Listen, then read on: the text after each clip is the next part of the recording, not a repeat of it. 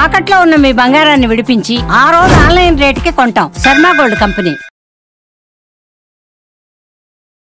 నమస్కారం, మీరు చూస్తుంది సుమన్ టీవీ. నేను మీ కీర్తి. నక్షత్రాలు మనిషి జీవితం మీద, జీవన శైలి మీద, క్యారెక్టరైజేషన్ మీద, వాళ్ళ ఎకనామికల్ స్టేటస్ మీద, హెల్త్ మీద, ఆధ్యాత్మికంగా వాళ్ళు ఎలా ఉంటారు, ఎలా ఉండబోతున్నారు, ఇలా రకరకాలుగా అసలు మనిషి క్యారెక్టరైజేషన్, వ్యక్తిత్వం మీద తెలిసి తెలియకుండా అవి చేయాల్సిన పని చేస్తూ వెళ్ళిపోతాయి. సో నక్షత్రాలు ఈ ఉగాది తెలుగువారి సంవత్సరాది కదా, శ్రీ విశ్వవసునామ సంవత్సరంలో ఒక్కొక్క నక్షత్రం ఎలాంటి ప్రభావం చూపించబోతుంది మనుషుల మీద, ఎలాంటి రెమెడీస్ ఫాలో అవుతే జీవం హ్యాపీగా సాగించుకోవచ్చు అన్న విషయాలు మనకు తెలియజేయడానికి ప్రముఖ ఆస్ట్రాలజర్ సురేష్ బాబు గారు ఉన్నారు. నమస్తే సురేష్ బాబు గారు. కీర్తి గారు నమస్కారం అండి. నమస్తే అండి. సురేష్ బాబు గారు, మీ నోటి నుంచి వచ్చే ప్రతి మాట కొంచెం వేదంలాగా జనాలు ఎదురు చూసే వాళ్ళు చాలా మంది ఉన్నారండి. ముఖ్యంగా మీ రాశి ఫలాలు కానివ్వండి, నక్షత్రాల ప్రభావం కానివ్వండి, థంబ్ రూల్ లాగా ఒక గన్ షాట్ లాగా వెళ్ళిపోతున్నాయి. ఆ కమెంట్ బాక్స్ చూస్తేనే దానికి పెద్ద ఉదాహరణ చెప్పొచ్చు. సో శ్రీ విశ్వవసునామ సంవత్సరంలో ఒక్కొక్క నక్షత్రం గురించి మనం సిరీస్ వైజ్గా ముఖ్యంగా ఫస్ట్ ఈ సంవత్సరం అంతా ఎలా ఉండబోతుందో తెలుసుకుందామండి. కీర్తి గారు, మనకి మహర్షులు చాలా గొప్ప జ్ఞానాన్ని ఇచ్చారండి. 4000 శ్లోకాలు ఉన్నాయండి జ్యోతిష శాస్త్రంలో. సో మీరు అర్థం చేసుకుని భగవద్గీతలో 700 శ్లోకాలే ఉన్నాయండి. ఈ ప్రకారం లెక్కేసుకోండి, 4 లక్షల శ్లోకాల్లో 500 శ్లోకాలు వచ్చినా కానీ అద్భుతంగా జ్యోతిషం చెప్పవచ్చు అండి. మనకు తెలిసేది తెలిపే ముందు తెలుసుకోవచ్చు అనమాట. పూర్వకాలంలో ప్రతి ఒక్కరికి తెలుసుకునేవాళ్ళు అండి. అయితే ఇంతటి మహాత్మైన మహర్షులు ఏం చెప్తున్నారు శ్రీ విశ్వవసునామ సంవత్సరంలో, వాళ్ళు చెప్పిన యాజ్ ఇట్ ఈస్గా ఆ శ్లోకాలు వాటి యొక్క మీనింగ్ని తెలుసుకొని మీ ద్వారా, సుమన్ టీవీ ద్వారా, ఓకే, ఫస్ట్ మీకు కూడాను ఉగాది నూతన సంవత్సర శుభాకాంక్షలు. ధన్యవాదాలండి. ఇట్లానే మనకి ఒక ప్లాట్ఫామ్ ఇచ్చిన సుమన్ టీవీ వాళ్ళ యజమాన్యానికి, తర్వాత ఇక్కడ టెక్నీషియన్ కూడాను ఉగాది శుభాకాంక్షలు. సో మనకి చూస్తున్న ప్రేక్షకులు కంటిన్యూస్ చాలామంది ఫాలో అవుతూ ఉన్నారు నన్ను. ఎప్పటి నుంచో లాస్ట్ 1.5 year నుంచి చాలా కామెంట్స్, పర్సనల్గా ఫోన్ కాల్ చేసి చెప్తున్నారు. కొంతమంది నేను తమ్మునేల్స్ ఏమైనా సరిగ్గా పెట్టకపోయినా కానీ గురువు గారు మీ దగ్గర తమ్మునేల్ ఎలా పెట్టారని మార్పించండి, ఇది పోతే మీ ఇమేజ్ పోతుందని నాకు సజెషన్ చేసి మెసేజ్ చేసే వాళ్ళు ఉన్నారు. సో ఒక స్క్రీన్ షాట్లు తీసి పెట్టడం ఇవన్నీ చేస్తూ ఉంటారు. ఇక్కడ ఒక సందర్భం నేను మీతో షేర్ చేయాలి సురేష్ బాబు గారు. మర్చిపోయాను, ఆఫ్లైన్లో కూడా నేను చెప్పొచ్చు, బట్ నేను మర్చిపోయాను, నాకు సడన్గా గుర్తొచ్చింది. నా బెస్ట్ ఫ్రెండ్ ఉన్నారండి, తను హై క్యాడరే.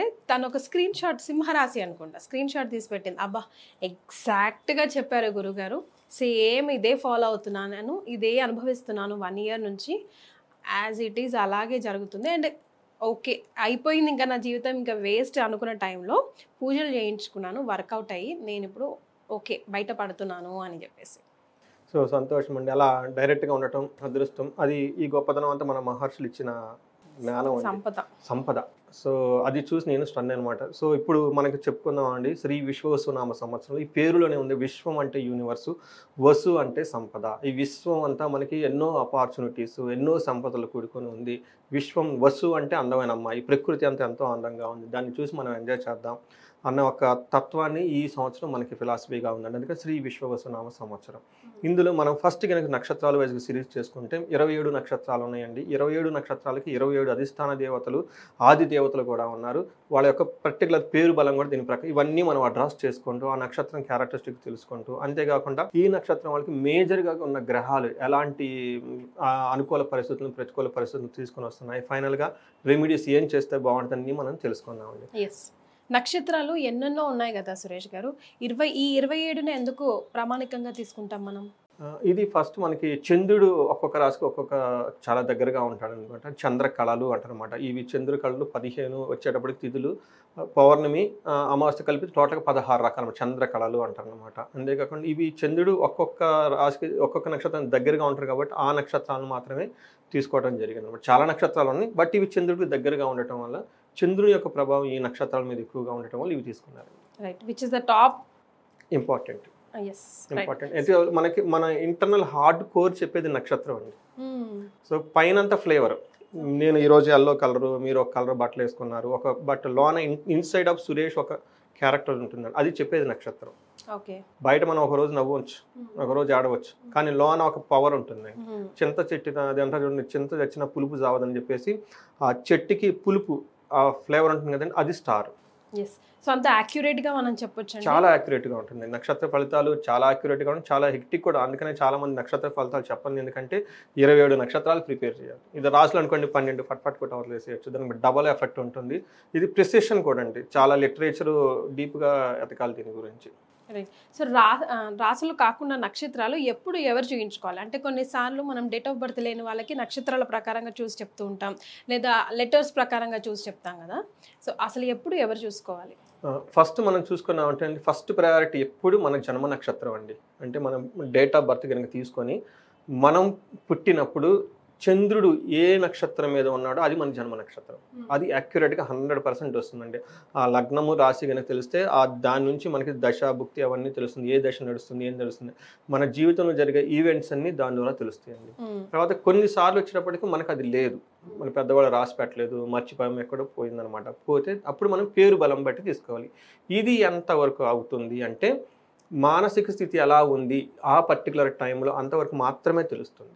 పర్టికులర్ డీటెయిల్స్ మనకు ఐడియా ఉండదు. ఒక 70% యాక్యురేట్గా ఉంటుందని మనం అనుకోవచ్చు, 100% మనం అనుకోలేము అనమాట మనకి. అయితే మన జన్మ నక్షత్రం తీసుకుంటే ఈవెంట్స్ తెలుస్తుంది అనమాట, అతను ఏ దశలో ఉన్నాడు, ఏ భుక్తిలో ఉన్నారు, తర్వాత వీటి గురించి బాగా ఇంకా యాక్యురేట్ ఇన్ఫర్మేషన్ వచ్చేస్తుంది. బట్ అది ఉండదు కాబట్టి రైట్ నో అతను మానసిక స్థితి మాత్రమే తెలుసుకోవచ్చు. బాధపడుతున్నారు, దేనికి బాధపడుతున్నాడు మనకు ఐడియా లేదు. అదే జన్మ నక్షత్రం ఉందనుకోండి, ఇతని వయస్సు ఎంత, ఇతనికి ఈ దశ నడుస్తుంది, ఈ దశలో ఈ అంతర్భుక్తి ఇది నడుస్తుంది, ఈ ఈవెంట్స్ ట్రిగ్గర్ అవుతాయి, ఆ పర్టికులర్ ఈవెంట్స్లో బాధపడుతున్నట్టుగా యాక్యురేట్గా చెప్పచ్చు, లేదంటే బాధపడుతున్నాడు అంతే. సురేష్ బాబు గారు, భరణి నక్షత్రం గురించి తెలుసుకుందామా? సో భరణి నక్షత్రం కనుక మనం చూసుకుంటే ఇందులో భరణి 1, 2, 3, 4 పాదాలు వాళ్ళకి ప్లస్ లెటర్స్ కనుక చూసుకుంటే ఇందులో లీ, లు, లే, లో అన్న అక్షరాలు ఇదే సౌండ్తో ఉన్న వాళ్ళంతా కూడా భరణి నక్షత్రం వస్తారనమాట. ఈ నక్షత్రానికి అధిపతి శుక్రుడు అండి. శుక్రవారాలు చాలా ఎక్కువగా చేస్తూ ఉండాలి, నియమంగా ఉండాలి. ఆది దేవత యముడు. ఈ నక్షత్రం వాడు చాలా నియమ నిష్ఠలతో కలిసి ఉండాలి. యమునా నదిలో స్నానం కూడా చేయాలి. వీళ్ళకి పర్మనెంట్ రెమెడీ అనమాట. వీళ్ళకి యముడు అధిదేవత కాబట్టి అండి వీళ్ళు చాలా ధర్మబద్ధంగా ఉండాలి. వీళ్ళు ఎంత ధర్మబద్ధంగా ఉంటే అంత ధర్మబద్ధంగా భరణి వాళ్ళు ధరణిని వెళ్తారని ఒక ప్రోవర్బ్, ఒక సామెత కూడా ఉంటుంది అన్నమాట. బట్ వాళ్ళకి స్ట్రెంత్ రావాలంటే నియమబద్ధంగా ఉండాలి, ఎలా పడితే అలా వాళ్ళ లైఫ్ ఉండకూడదు. యమునా నదిలో స్నానం చేయాలి. ఓకే. సో వాళ్ళిద్దరికి సిబ్లింగ్స్ కాబట్టి కరెక్ట్. సో ఇది అందుకని ఏం చెప్తారంటే, ప్లస్ మనకి యోగా శాస్త్రంలో యమ అని కూడా ఉంటుంది, యమ నియమ అని, యమ అని కొన్ని ప్రిన్సిపల్స్ ఉంటాయి. ఇవి కూడా వీళ్ళు ఫాలో అవ్వాలండి. చాలా శక్తి వస్తుందండి, పవర్ఫుల్ తయారవుతారు. చాలా మంది ఈ నక్షత్రంలో పుట్టినా కానీ బాధలేని రాస్తారంటే ఇది చేయరు. అది అంటే యోగం ఉంటే కనుక వాళ్ళు యాక్టివ్ చేసుకోవాలి. ఇప్పుడు నా దగ్గర షుగర్ ఉంటుందండి, ఆ షుగర్ ప్లేస్లో షుగర్ ఉంటుంది, నా ప్లేస్లో నేనంటే ఉపయోగం ఏంటి? మనం వెళ్ళి అట్లీస్ట్ దాన్ని తీసుకొని తిని నోట్లో పెట్టుకోగలగాలి కదా, అప్పుడు ఆ స్వీట్నెస్ వస్తుంది. అలానే దేవుడు మనకి అన్ని అద్భుతాలు ఇస్తాడండి, మన చుట్టూ ఉంటాయి. అది మనం ఆ యోగాన్ని యాక్టివేట్ చేసుకొని షైన్ చేసుకుంటే మనకి ఆపర్చునిటీస్ కనిపించేస్తాయి ఆటోమేటిక్గా. అందుకని భరణి నక్షత్రం వాళ్ళు చాలా మంది మంచి ప్లేస్లో ఉంటారండి. చాలా మంది ఏమీ తెలవని అమాయకంగా కూడా ఉంటారండి. అది ఎందుకంటే గురువు యొక్క కృప ఉండాలి ఏదైనా చేయాలంటే. మన షైనింగ్ చేసుకునేది మన రెస్పాన్సిబిలిటీ. మీరు అన్నారు కదా, చదువుకోవాలి, తెలుసుకోవాలి, మన జాతకాన్ని మనం ఎందుకు తెలుసుకోవాలని ఇదేనండి. మన ట్రెడిషన్లో పుట్టిన వెంటనే జాతక చక్రం రాపేస్తారు, ఎందుకంటే ఇదేనండి రీజన్. కానీ భరణి అనగానే అమ్మ దోషభరితమైన నక్షత్రం, శాంతులు చేయాలి అంటున్నారు కదండి. అందుకదండి ఇది యముడు కదా, నియమ నిబంధనలు ఎక్కువగా ఎలా పడితే అలా చేయకూడదు. మీరు చెప్పింది కరెక్టే, అది చెప్పింది. ఎందుకంటే అందుకని ఆ నక్షత్రం వాళ్ళు ఆ స్పిరిట్లో ఉన్నప్పుడు అలానే ఉండాలి, వాళ్ళు వేరే ఎన్విరాన్మెంట్లో వాళ్ళు పడరు అనమాట. అందుకని ఇది ఎంత నియమంగా ఉంటే అంత బాగా షైన్ అవుతుంది, ఎంత క్యాజువల్గా ఉంటే అంత పోతుంది అనమాట. తర్వాత వీళ్ళకి ఈ కందాయ ఫలాలు కనుక చూసుకుంటేనండి, వీళ్ళకి 6, 1, 1 అండి. అంటే ఫస్ట్ 4 months వచ్చేటప్పటికి 6, తర్వాత వచ్చేటప్పటికి 1, తర్వాత 1 అని చూపిస్తుంది. ఈ నెంబర్లు ఏంటి అని మీరు అడిగితే, వీళ్ళు 6 ఉండటం వల్ల ధనలాభం చాలా చక్కగా ఉంటుంది ఫస్ట్ 4 months, అంటే మార్చి నుంచి జూన్ వరకు. తర్వాత జూలై నుంచి అక్టోబర్ వరకు సమఫలితం, అంటే సమానంగా ఉంటుంది వాళ్ళకి వచ్చేది కానివ్వండి, పోయేది కానివ్వండి, తర్వాత అవమానాలు కానివ్వండి, ఏదైనా సరే ఒక తటస్థంగా ఉండేది అవకాశం. తర్వాత లాస్ట్లో కూడా 1 నెంబర్ చూపిస్తుంది కాబట్టి ఇది కూడా సమ ఫలితం ఉంటుంది. వాళ్ళు ఏది చేసినా కానీ మంచి ఫలితం. మనం ఏం చెప్పుకోవాలంటే వాళ్ళకి సమానంగా ఉంటుంది, అటు మంచి అనే ఉండదు, ఇటు చెడు అనే ఉండదు, ఒక మోస్తరుగా వెళ్ళిపోయే ఫలితాలు వీళ్ళకి ఎక్కువగా ఉంటాయి అనేది మనం గమనించుకోవాలి. ఈ సంవత్సరం అంతా సీజన్ బట్టి చూస్తే మన గ్రహాల వైజ్ కనుక చూసుకుంటే, గురువు, శని, రాహు, కేతులు వీళ్ళకి ఏం చేస్తున్నారు అంటే, భరణి నక్షత్రం వాళ్ళకి రాజ్యము, అంటే ఒక కొత్త ఆపర్చునిటీస్ వచ్చే అవకాశం ఎక్కువగా ఉంది జూన్ వరకు. అంతేకాకుండా సంపదమయంగా ఉంటుంది. ఈ సంవత్సరం అంతా గురువు వీళ్ళకి ఐశ్వర్యాన్ని కూడా తీసుకుని వస్తున్నారండి.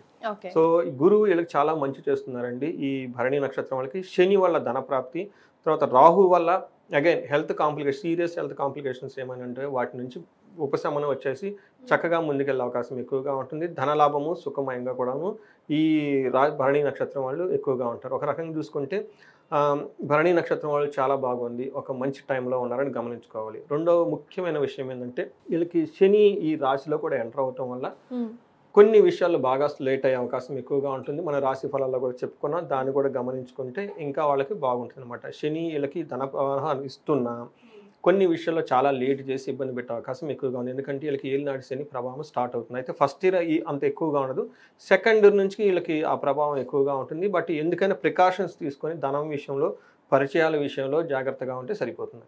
రైట్. సో నా రాశుల ప్రకారం ప్లానెట్స్ ప్రకారం చూసుకుంటే ప్లానెట్స్ అండి, గురువు, శని, రాహు, కేతులు అందరూ వీళ్ళకి చాలా అనుకూలంగా ఉన్నారండి.